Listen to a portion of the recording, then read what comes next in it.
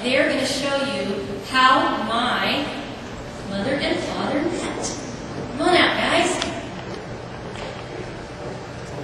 These are some of my KFA kids here. Not the big one over there.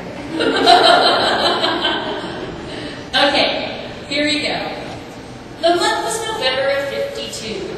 Joe worked at Whittlesey, and Joan worked there too. She was 20 and he 24 when he wandered up to the 14th floor. He asked an employee, "Who's that over there? The skinny secretary with the dark brown hair. Is she married? Boyfriend? Is she going steady?" "No," said the girl. "Her name's Joan."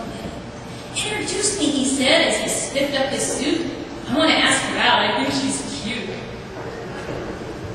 They met, and they talked. "Ask her now," the girl said. But whenever he tried to, his ears would turn red.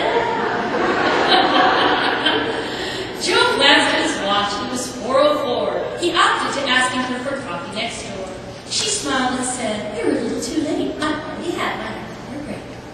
But the next day at exactly 3 or 4, Joe invited her again to coffee next door. She smiled and said, "You're a little too late. I've already had my half-hour break." The next day at exactly 2:04, Joe invited her again for coffee next door. She smiled and said, "You're a little too late. I've already had my half-hour break." Joe started to leave, and then he stopped. "Do you want to go out with me or not?" She smiled and said with a tilt of her head, "Joe, I would love to, but I plan ahead. Ask me for today for tomorrow instead." So, the following day at 1:04, he and Joan Eddy finally had coffee next door. "Do you like bowling?" he finally said. But then both of his ears turned bright red. The date was set, and bowling was planned. But Joe needed help. So, he called Cousin Ann. And he said with a sigh on the phone, "Will you come too? I can't do this alone." "Why?" she said. "You're a wonderful man. You'll win her over. I know you can." "I can't. There's a glitch, and it's serious," he said. "Every time I get near her, my ears turn red." On the night of the date,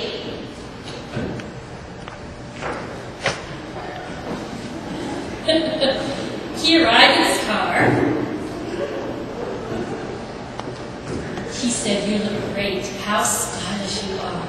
She was just about to say something sweet when she saw Cousin Ann nestled in the front seat. Now, Joe wasn't the only one suffering from shock. You see, Joe was Italian and Joan was not. Ann was not happy, and she made a fuss. She said in Italian, "She is not the one of us." Now, the Irish don't understand Italians as a rule, but this Irish girl had aced Italian in school. She acted as if it was all fine and dandy, knowing her secret would come in real handy.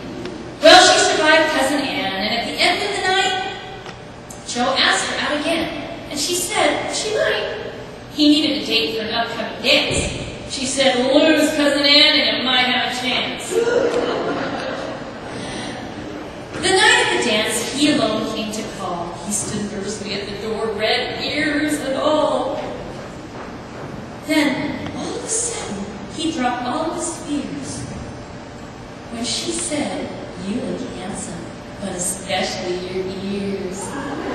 And that's what she said for the next